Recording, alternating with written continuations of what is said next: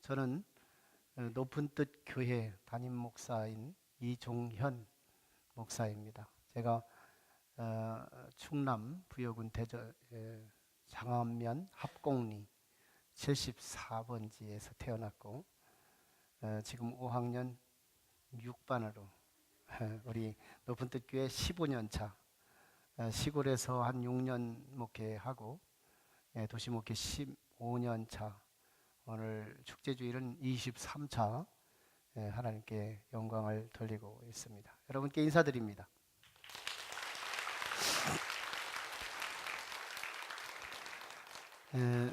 지난 한 주간 참 우리 높은 뜻 교회를 통해서 하나님이 역사하신 바가 우리 주변에 있는 사진들을 보면 소그룹별로 대전에서 신성동에서 또 자운대에서 그리고 세종에서 노은지구에서 아파트에서 주택가에서 소그룹별로 이렇게 우리 교회 이름으로 하나님께 찬양하고 그리고 아이스 브레이크를 하고 그리고 복음을 함께 나눈 지난 한 주간의 발자취예요.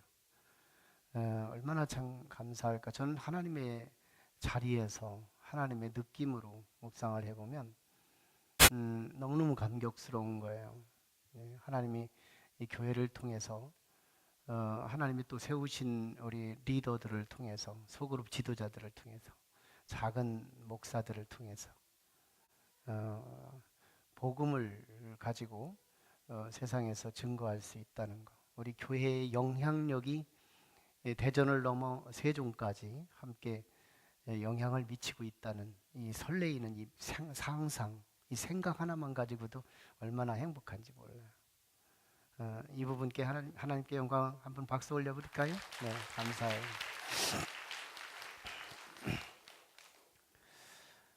마테르 링크라고 하는 사람, 벨기에 출신의 동화 작가인데 이 사람이 파랑새라는 책을 써요.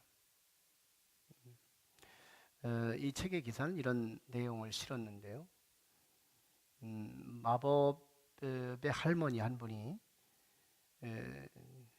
한 가정에 치르치르와 미치르라고 하는 이 두 남매가 살고 있는 가난한 집을 찾아와요. 그러면서 그 아이들에게 너희들은 파랑새를 보지 못했느냐? 그러면서 이 파랑새가 나는 필요한데 내 사랑하는 딸이 죽을 병에 걸렸는데 이 파랑새가 있어야 살아날 수가 있다. 그러면서 이 남매를 향하여 파랑새를 찾아달라고 요청을 해요. 이 아이들이 사명감을 가지고 세상을 향해 갑니다. 이 산을 넘고 강을 건너고 걸어가면서 이 파랑새를 찾아서 다니는데 하루, 이틀, 여러 날 아무리 세상에서 찾아도 파랑새가 나타나지 않아요. 안 되겠구나. 우리는 찾을 수 없는 갑이구나. 이런 생각에 그들은 다시 귀가하기로 결심합니다. 그리고 집으로 돌아오자 그들은 깜짝 놀라는 거예요. 왜냐하면 자신의 집 안에 있었던 그저 새장 안에 있었던 메세, 그냥 가볍게 여겼던 새였어요. 들에서 잡아다가 새장에 가두어뒀던 그 새. 그 새는 분명히 파랑새인 줄을 깨닫지 못했어요. 그런데 밖에서 파랑새를 찾다가 결국은 찾지 못하고 돌아온 그들에게 자기의 집 안에 파랑새가 있다는 것을 깨닫고 깜짝 놀랍니다. 이 동화를 통해서 작가가 말하고자 하는 아주 진리다운 두 가지 교훈이 있는데, 첫 번째가 행복이라고 하는 그것은 반드시 우리 멀리에 있지 않다. 행복은 의외로 너무너무 가까이에 있다는 거, 이 부분을 가르치고 있다는 거예요. 아멘이죠? 전 그게 믿어져요. 분명히 행복은 멀리 있지 않아요. 또 한 가지는 메세로 생각했던, 그저 다만 그 들새로 생각했던 그 메세, 별로 중요하지 않게 여겼던 새, 자기 집안에 있었던 무색했던 색이 없었던 그 새가 다시 밖에 나갔다가 돌아온 이들에게 파랑새로 비춰주었을 때, 의외로 우리는 이 메세로 여기는, 즉 우리의 사랑하는 아내, 사랑하는 남편, 사랑하는 자녀, 사랑하는 우리 가족들, 사랑하는 우리 이웃들, 그리고 직장의 동료들, 이런 사람들을 우리는 메세로 취급했다는 거예요. 메세는 먹을 것만 주면 되는 거예요. 메세는 누릴 것이 없는 거예요. 때마다 시간마다 모이만 주면 되는 거예요. 별로 중요한 새로 누리지를 못했어요. 그런데 밖에서 찾다가 비로소 자기 집안의 파랑새로 보여지는 순간, 아, 저게 나의 파랑새였구나. 우리 옆에 분과 함께 인사 좀 나누실까요? 당신이 나의 행복의 파랑새입니다.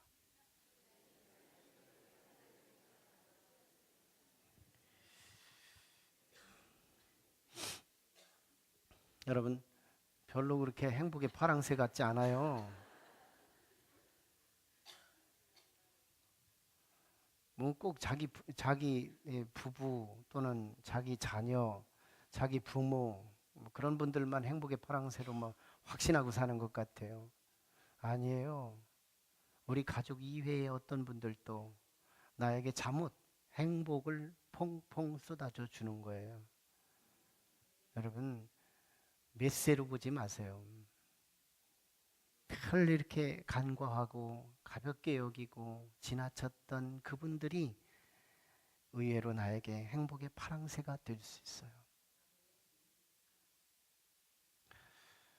오늘 본문은 우리 아까 아나운서가 대독해드린 말씀 가운데 자기가 정한 파랑새를 찾아서 나름 열심히 살았던 한 사람이 있었으니 그게 바로 아마 우리는 한 번쯤은 들었을 이름, 삭개오라는 이름이었어요. 삭개오. 오늘 본문의 2절에 보면 이 삭개오의 캐릭터 두 가지가 소개돼요.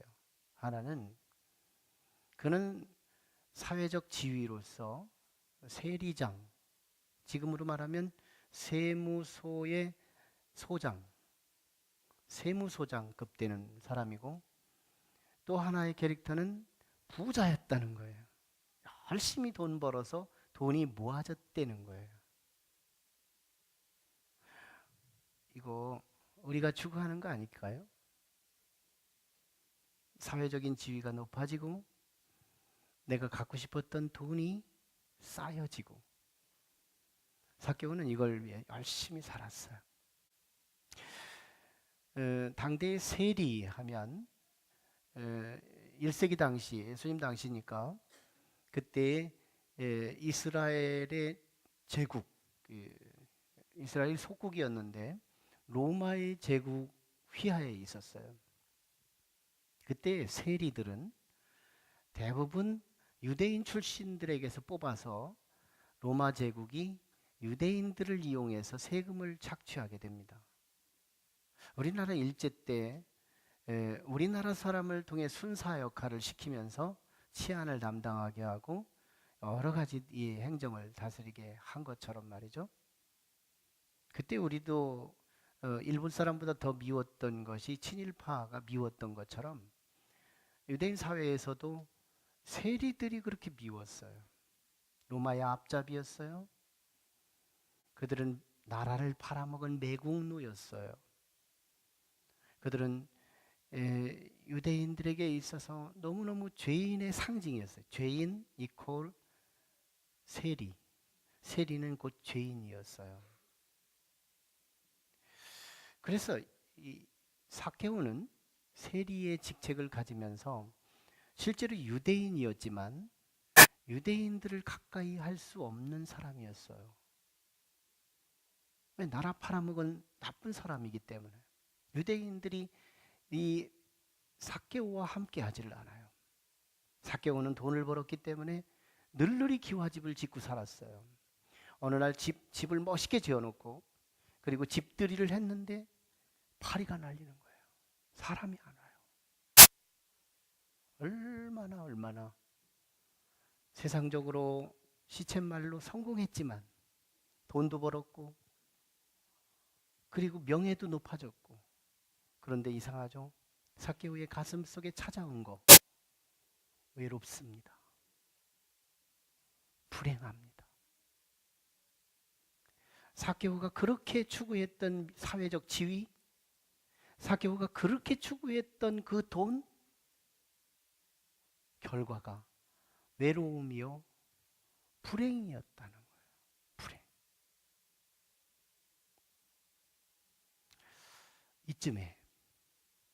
이쯤에 삭개오가 어떤 계기를 통해서 변화가 됩니다.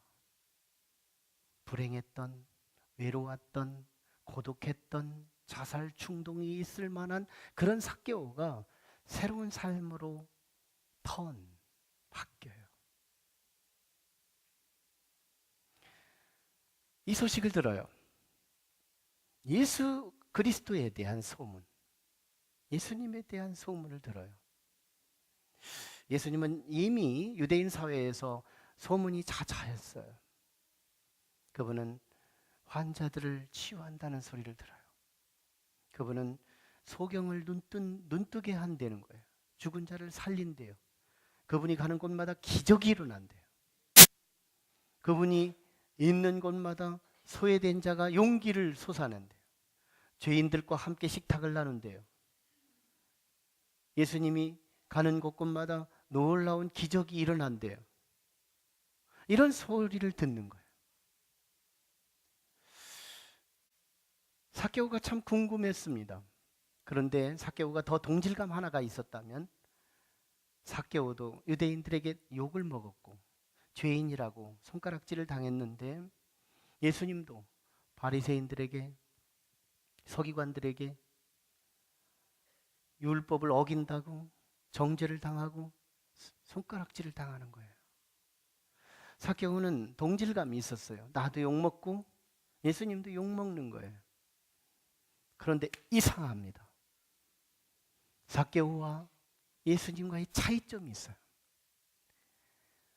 같은 죄인 취급을 당하는 그 시대 속에서 삭개오에게는 사람들이 따르지를 않고 예수님에게는 사람이 따르더라는 거예요. 예수님이 있는 곳에 사람들의 그 운집이 빼곡하고 발 디딜 틈이 없을 만큼 사람들이 따르는 거예요. 이게 삭개오의 호감이에요. 이게 의문이에요. 도대체 나와 차이가 거의 없는 것 같은데 사람들이 따르고 안 따르는 차이가 있는 거예요. 그래서 여리고에 예수님이 찾아왔을 때 그의 사람들의 운집은 너무너무 대단했어요. 그 군중 속에 삭개오가 속에 있었어요. 그런데 예수님을 지척에 두고 예수님의 얼굴도 머리카락도 볼 수가 없는 처지에 있었어요. 왜? 두 가지 이유 때문에. 사람이 상상할 수 없이 너무 많은 거예요. 도대체 예수님이 누군지를 식별할 수가 없는 거예요. 또 한 가지는 삭개오가 키가 작은 거예요. 어릴 적부터 쌀가마를 지었나? 저처럼 말이죠. 제가 어릴 적에 쌀가마를 져서 안 컸거든요. 그 키가 크다고요? 예, 누군가 여기 오면 안 되는 거예요. 저는 저 혼자 있을 때는 커 보여요. 근데 제가 이렇게 말하면 DNA가 작기 때문에 그렇다고 누가 비판하는 사람이 있어요. 그것도 생각 안 나면 종자가 작아서 그런 거야, 이렇게 대답하고. 어쨌든 삭개오는 키가 작았어요. 한계. 사람은 너무 많죠. 자기는 키가 작죠. 돌아갈까? 집에 갈까? 아마 이런 생각이 삭개오에게 들지 않았겠어요? 집에 가고 싶은 마음. 오늘 예수님을 얼굴 한 번이라도 보고 싶었지만 상황이 볼 수 없으니 그냥 가자. 갈 수 있었어요. 그런데 참 놀라워요. 예수님에게 왜 그렇게 사람들이 따르는지.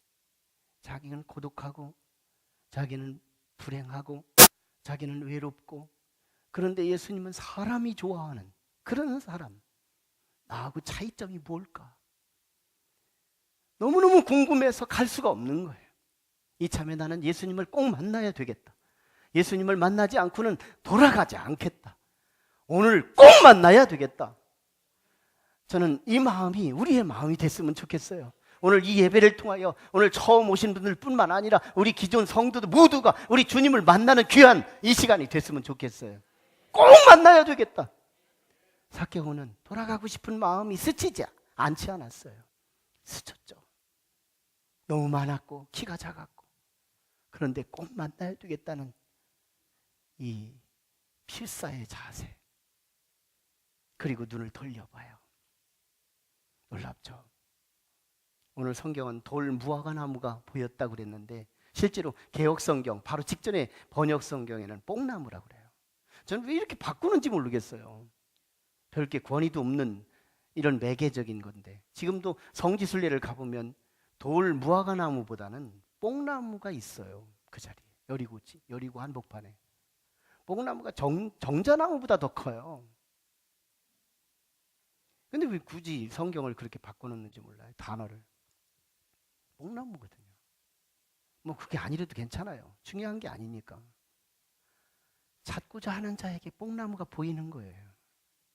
주님을 만나야 되겠다는 결심, 각오, 그 마음에 뽕나무가 보이는 거예요. 해야 되겠다, 봐야 되겠다, 이루어야 되겠다. 이 결심이 사업의 아이디어가 떠오르는 거예요. 포기하는 자에게는 아이디어가 없는 거예요. 절망하는 자에게는 아이디어가 없는 거예요. 새로운 인사이트가 없는 거예요. 우리를 봐야 되겠다. 오늘은 봐야 되겠다. 오늘은 만나야 되겠다. 오늘 그 주님을 내가 확인해야 되겠단 말이죠. 그래야 뽕나무가 보이는 거예요. 뽕나무는 그 상황을 돌파하는 아이디어예요. 새로운 돌파구예요. 이 뽕나무는 기적의 나무인 거예요. 원래부터 없었던 나무는 아니에요. 원래부터 있었던 나무지만 왜 그 시점에 뽕나무가 보이느냐 이거예요. 왜 그 시점에 돌 무화과 나무가 보이느냐 이 말이에요. 삭개오는 이 나무를 풀이 나게 올라가요. 야, 아이디어다, 아이디어. 내가 키가 제일 작지만 이 나무에 올라가면 내가 가장 큰 자가 돼서 예수님은 볼 수가 있을 거야. 아닌 게 아니라 이 뽕나무 위에 올라갔을 때 예수님을 나뭇가지 사이로, 나무 이파리를 제키고 내려다보니 아닌 게 아니라 권위가 있으신 예수 그리스도가 보이기 시작하는 거예요.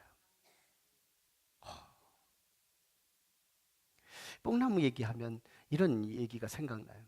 어떤 목사님이 삭개오 설교를 하는데 자칫 잘못해가지고 이름을 바꿔가지고 소개했어요. 어느 날 니고데모가 예수님을 만나고 싶어 했는데 키는 너무너무 작고 사람은 너무 많아서 주변을 둘러봤더니 뽕나무가 있어서 니고데모는 불이 나게 뽕나무 위로 올라갔습니다. 사람들이 여기저기서 이상한 소리가 나는 거예요. 그러자 목사님은 너무너무 신이 나서 오늘 은혜를 받는구나, 오늘 정말 은혜를 받고 있구나, 열심히 설명을 했습니다. 그런데 여기저기서 킥킥대기 시작하는 거예요. 목사님이 눈치를 채기 시작하는 거예요. 아하, 내가 용어를 바꿨구나. 그때 아주 재치가 있었던 이 목사님은 그때 삭개오가 나타났습니다. 삭개오가 니고데모를 향하여 니고데모, 너는 그 자리에서 내려와. 그 자리는 내 자리야 하고 삭개오가 그 자리에 올라가서 주님을 내려다봤습니다. 자신의 실수도 좋은 재치가 있으면 만회시킬 수 있는 거죠. 어쨌거나 삭개오는 예수님을 내려다봤어요. 그런데 이게 웬일이에요? 놀라운 세 가지 사건이 일어나요. 주님을 만나고 싶은 이 열망, 이거 한 가지만 가지고 불이 나게 뽕나무에 올라갔는데 세 가지 사건. 내려다보는 순간 예수님께서도 삭개오를 올려다보고 있었어요.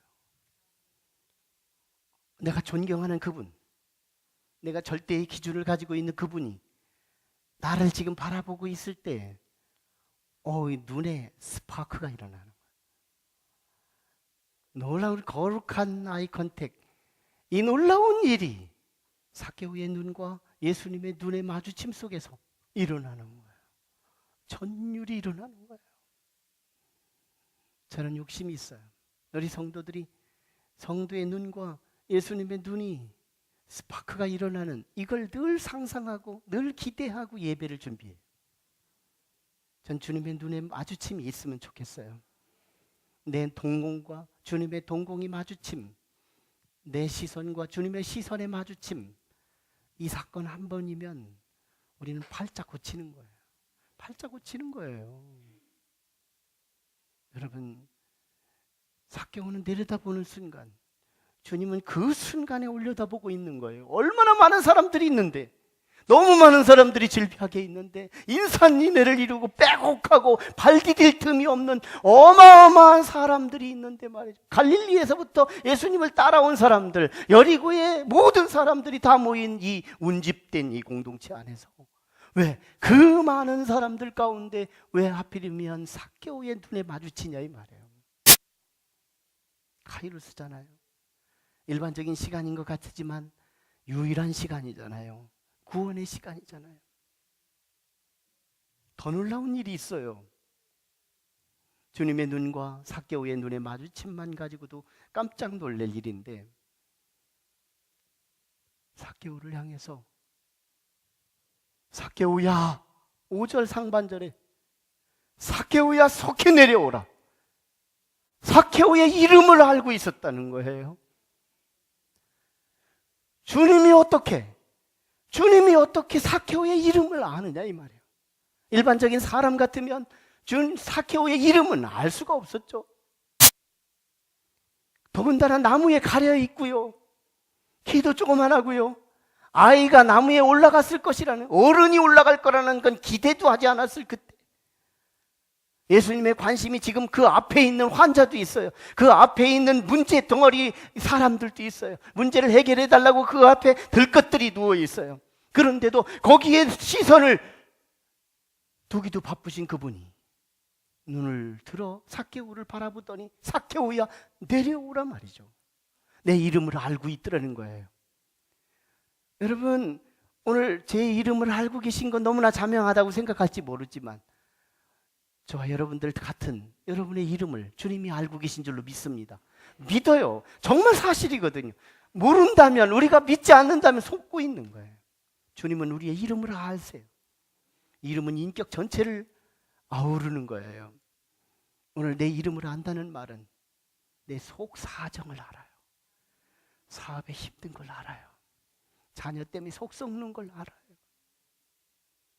우리 허성, 우리 여러분 드라마를 보셨지만 여러분 박사 배우 봤어요? 박사 배우가 지금 드라마 한 거예요. 퀄리티 높은 드라마를 보신 거예요. 얼마나 참 감사한지. 잃어버린 자의 그 가슴을 잘 표현하잖아요. 잃어버린 그 가슴.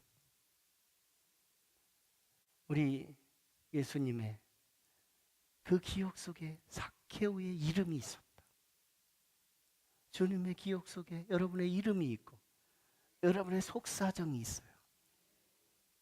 나는 사람에게 말하면 소문날까 봐 말 못하는 그 속사정 주님이 알고 계시다. 아세요.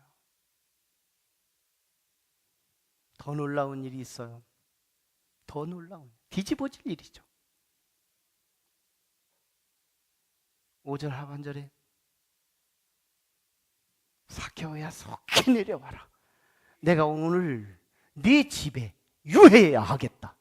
오늘 내가 네 집에 하룻밤 자야 되겠다. 오늘 너와 함께 해야 되겠다. 삭개오가 어떤 사람인데요? 매국노기 때문에, 죄인이기 때문에 아무도 삭개오의 집들이 해도 아무도 안 오고 팔이 날리는 그 집인데 예수님이 오신다는 거예요. 예수님이 함께 하겠다는 거예요.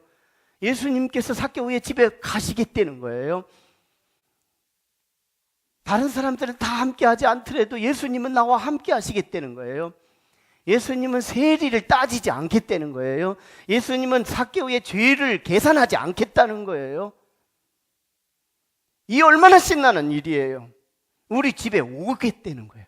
외로운 삭개오, 불행한 삭개오, 사람의 목마른 삭개오, 그 주님이 자기 집에 오시겠대요. 저는 이곳에서 주님을 만난, 이곳에서 주님과 아이 컨택하고, 이곳에서 주님께서 이름을 불려지고, 이곳에서 주님의 음성을 들은 저와 여러분들이 예수 그리스도와 함께 여러분의 가정으로, 여러분의 안방으로, 여러분의 자녀들이 있는 곳으로, 사업장으로 함께 가시기를 주의 이름으로 축원합니다. 여러분, 삭개오는 예수님을 만나며 놀라운 이 세 가지를 경험해요. 그러면서 삭개오는 변화돼요. 놀라운 팔자가 고쳐요. 8절이니까 팔자 고쳤지. 아무튼 8절을 한번 보세요. 8절을 보면 삭개오의 변화된 모습 보세요. 8절을 같이 한번 읽어봐요. 자막을 한번 보시고 시작. 삭개오가 서서 주께 여짜오되 주여 보시옵소서. 내 소유의 절반을 가난한 자들에게 주겠사오며 만일 네 것을 토색한 일이 있으면 4배나 갚겠나이다. 삭개오는요, 돈이 좋은 사람이었어요. 사람보다 돈이 더 좋은 사람이었어요. 하나님보다 돈이 더 좋은 사람이었어요. 어떤 컴퓨터보다, 어떤 세상의 어떤 물건보다 돈이 더 좋은 사람이었어요. 돈이라면 사람도 희생시켰어요. 돈이라면 부모도 희생시켜요. 돈이라면 무엇도 희생시킬 수 있는 사람이었어요. 그런데요, 자신의 소유의 절반을 나누어서 가난한 자들에게 나눠주겠대요. 이거 따라서 하라는 얘기 아니에요. 은혜를 안 받는 것 같아요. 이건 반을 나눠주라는 얘기를 하는 게 아니에요. 삭개오의 바뀜을 말하는 거예요. 뭔가 소유를 생각하기 전에 뭔가 바뀜이 있기 때문에 절반을 나눠준대잖아요. 이거 장난 아니잖아요. 우리 돈 10,000원짜리 꺼내서 누구한테 준다는 거 쉽지 않잖아요. 자기 재산이 얼마나 거부였는데요. 삭개오는 거부였어요. 너무너무 부자였어요. 그런데 절반을 딱 나눠서 주겠다는 거예요. 혹시 내가 속여가지고, 혹시 사기해가지고 사람들의 것을 내가 갈취한 것이 내 양심 속에, 내 기억 속에, 기억이 다시 되살아나거든. 거기에 4배를 붙여서 주겠다는 거예요. 돈 문제가 아닌 거예요. 돈이 그토록 중요했던 삭개오가 돈보다 더 귀한 것이 발견된 거예요. 2가지예요. 하나는 사람이에요. 사람이라면 어떻게든 등쳐서라도 돈 버는 것이 삭개오였는데 이제는 사람이 소중하기 시작했어요. 사람이에요. 어떤 부모가 자기를 어떤 아주머니를 놓고 푸념해요. 나는 우리 자식 새끼 하나 낳은 거 하나 때문에 너무너무 속을 썩어요. 어릴 적부터 키우는데 돈 가지고 키웠는데 나중에 크니까 등록금 내라, 또 나중에 크니까 자전거 사내라, 또 자전거 사주니까 자동차 사내라, 자동차 사주니까 맨날 사고 나서 사고 갚아달라, 뭐 이러가면서 계속 속 썩이는 이놈의 아들. 그렇게 실컷 쏴붙여 놓고 나서 상대방 아주머니가 다 조금씩 듣고만 있는 거예요. 아줌마 자식은 안 속썩여요? 그때 그 아주머니가 대답해요. 눈동자에 눈물을 머금고 그가 나지막한 소리로 말해요. 아줌마, 행복한 줄 아세요? 제 자식은요, 2년 전에 교통사고 나서 죽었어요. 그 자식이 살아서 나는 아줌마처럼 이렇게 돈 달라 저렇게 돈 달라 하더라도 난 그 자식이 살았으면 좋겠어요. 그 자식이 살아서 내 지갑 다 빨아먹고 내가 쓸 거 다 달라고 해도 나는 그 자식이 살기만 했으면 좋겠어요. 우리는 행복의 조건을 불행의 조건으로 가치를 매기고 해석을 하며 우리는 사는 거예요. 삭개오는 사람이 그렇게 불행의 조건이었고 사람이 의미 없는 조건이었었어요. 예수님 만나고 삭개오는 사람이 귀해지기 시작하는 거예요. 예수님께서 나를 대해 주시는 것처럼, 예수님이 나를 너무너무 귀하게 여겨주시는 것처럼 나 또한 사람을 존귀하게 여겨야 되겠구나. 사람이 행복의 조건이구나. 속썩이는 자식이라도 살아있는 것만도, 속썩이는 남편이라도 속썩이는 아내라도 살아있는 것만도 내겐 행복일 수 있겠구나. 그가 몇 세가 아니고 그가 파랑새구나. 삭개오는 주님을 만나고 새로운 가치를 찾아요. 사람이 행복이구나. 사람이 행복이구나. 사람을 잃는 것은 돈보다 더 큰 걸 잃는 것이며 사람을 얻는 것은 천하를 얻는 것이구나. 저는 그런 의미의 축제주의를 하는 거예요. 여러분 여기 오셔서 처음 자리에 앉으신 여러분들이 얼마나 귀한지 몰라요. 아니 우리 기존 성도님들도 너무너무 귀해요. 심지어는 교회에서 아무것도 안 하는 분도요, 그 자리에 한 주만 비어도요 얼마나 가슴이 애린지 몰라요. 사람이 얼마나 귀한지 몰라요. 목회를 해보세요. 아니 목회까지 아니래도 셀리더만 해보세요. 사람이 얼마나 귀한지를 몰라요. 저는 삭개오가 회심한 삭개오, 애프터 삭개오, 깨달은 이후에 삭개오에게 물으면 사람의 행복 조건이다. 속썩이는 자식이라도 감사한 거다. 살아있기만 해라. 어디 구석에서 우리 허성 집사님이 그 절규하며 비슷하게 생긴 아이 하나만 있어도 거기 꼭 붙들고 있으라고 들어가고 지금까지 안 나온 것처럼 얼마나 사람이 귀한지 말이에요. 아직 못 깨달아서 그런 거예요. 아직 못 깨달아서 그런 거예요. 우리 삭개오처럼 돈이 행복인 줄 알고 돈이 파랑새인 줄 알고 아직도 방황하고 있다면 오늘 이 축제주의를 통해서 사람의 존귀함을 다시 찾는 저 여러분 되기를 축원합니다. 삭개오에게 두 번째 소중함을 깨닫는 것, 뭐니 해도 예수님이었던 거예요. 예수님이었던 거예요. 세상 사람들은 나를 조건에 따라 반응했지만 예수님은 나를 무조건 내 집에 오시겠대요. 따지지도 묻지도 않고 내 집에 오셔서 함께 동거하고 동침하고 동식하고 그렇게 지내겠대요. 얼마나 고마우신지 말이에요. 다 정죄하고 다 조건적으로 반사하는데 주님은 무조건적으로 나를 품어주시는 거예요. 내 속사정을 알아요. 세리 역할을 할 수밖에 없었던 내 속사정을 이해하는 분은 오직 주님밖에 없는 거예요.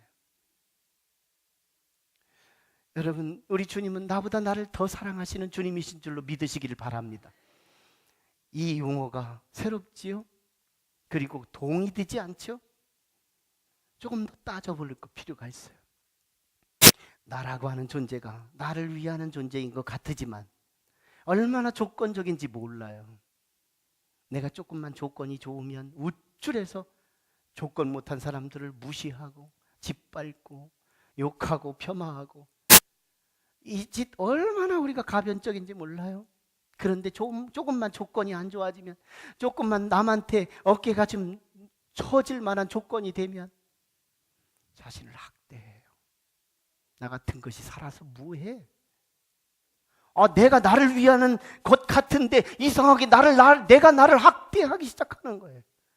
내가 나를 사랑한다고요? 조건이에요, 조건. 조금만 좋으면 우쭐해지고 조금만 나쁘면 죽고 싶은 충동이 일어나고, 얼마나 내가 나한테 학대하는지 몰라요. 내가 나를 사랑한다고요? 그렇게 사랑하지 못하는 거예요. 주님 만나야 사랑이 시작되는 거예요. 주님 진정으로 만나보세요. 내가 나를 얼마나 사랑스러운지. 조건 상관없이 내가 나를 품어주고 아무리 없어도 아무리 힘들어도 내가 나를 사랑해 주는 거예요. 다른 사람이 나를 사랑해 주기 이전에 내가 먼저 나를 사랑할 수 있을 때 비로소 남을 사랑할 수 있고 비로소 하나님을 사랑할 수 있는, 이게 신앙의 논리 아니겠어요? 진정한 논리가 어떤 거예요? 내가 나를 진짜 사랑할 때 이웃을 진짜 사랑할 수 있는 퍼짐이 가능해지고, 진정한 이웃을 사랑할 수 있을 때 정말 보이지 않는 하나님을 사랑한다는 이 요한일서의 논리가 틀리지가 않잖아요. 우리는 부모님이 나를 하나님보다 더 사랑하는 줄로 착각해요. 아니에요. 부모가 재산이 있다고 쳐봐요. 그 부모에게 속을 자꾸 썩여봐요. 돈도 함부로 쓰고 아무렇게나 살아봐요. 재산 분배해 주나요? 재산 차별합니다. 속 썩이는 자식은 돈 많이 줄 필요 없어, 재산 없음, 이럴 수도 있는 거예요. 우리의 부모들도 조건적이에요. 조건적이에요. 사랑하는 아내, 바람 한번 펴보세요. 돈 열심히 벌어다가 줄 테니 바람 열심히 피라고 도와주지 않아요? 남편도 마찬가지예요. 조건적인 거예요. 우리 인간은 조건이에요. 내 조건에 맞을 때 내가 너를 사랑하노라. 얼마나 가변적인지 몰라요. 그게 틀리다는 말이 아니에요. 그런데 우리 주님이 어떤 분이에요? 로마서 5장 8절에 우리가 아직 죄인 되었을 때, 우리가 아직 예수를 욕하고 있을 그때, 우리가 아직 예수를 배신하고 있을 때, 우리가 아직 불신하고 있을 때, 우리가 아직 예수 믿으려고 생각도 하지 않았을 그때, 우리 예수님은 십자가에 죽어주심으로 하나님 아버지께서 자기의 사랑을 우리에게 확증해 주셨다고 말씀해요. 우리가 아직 죄인 되었을 때, 조건 아니잖아요. 우리가 회개하고 돌아왔을 때, 이게 아니에요.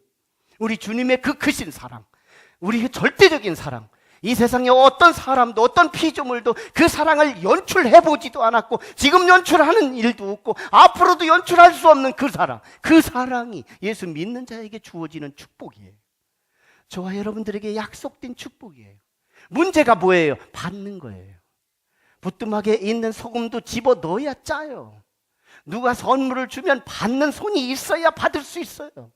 아무리 큰 은혜라도 주면 받는 자가 있을 때만 받을 수 있어요.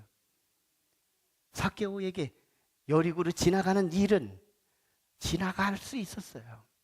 그런데 삭개오는 이 지나가는 예수를 붙잡았어요. 오늘 이 축제주일이 붙잡는 주일이 되기를 원합니다. 붙잡아야 되는 거예요. 그 절대절명에 조건 없이 나를 사랑하시고 조건 없이 나를 용서해 주시고 회개하고 예수님을 잡고 예수를 믿기로 시작하기만 하면 주께서 약속으로 말해요. 미신적으로가 아니라 약속으로 우리를 용서하시고 우리를 품어주시고, 우리 안방에 가면 주님도 안방에 오시고, 사랑방에 가면 주님도 사랑방에 오시고, 일터에 사업장에 가면 주님도 사업장에 오시고, 교회에 오면 주님도 함께 교회에 따라오시고. 실제로요, 사도행전의 역사가 그런 거잖아요. 사도들이 움직일 때마다 그 속에서 역사하셔서 마케도냐로 가면 마케도냐로, 아시아로 가면 아시아로, 어느 곳에 가든지 사도들의 속에서 성령으로 역사하심으로 하나님이 동고동락하셔서 그들의 역사는 역사 속에 기념할 만한 놀라운 일, 심지어는 1세기 당시의 역사가가 바울 사도가 이 지중해를 타고 가는 그 배를 보며 한 사람을 보고 세계 역사를 싣고 가는 저 배를 보라, 놀라운 일을 하는 거예요. 예수님이에요. 이 축제주를 통해서 삭개오가 지나가는 여리고를 지나가는 예수를 붙잡은 것처럼 그분을 붙잡으면 절대로운 사랑이 우리에게 흡입되기 시작해요. 절대로운 사랑이 저와 여러분들에게 적용되기 시작해요. 저는 진실한 그리스도의 사랑으로, 우리의 행사이기 때문이 아니라, 저는 여기 오신 우리 정말 주님 너무너무 사랑하시는 저와 여러분들에게 그 주님이 여러분에게 적용되기를 원합니다. 여러분에게 함께 하기를 원합니다.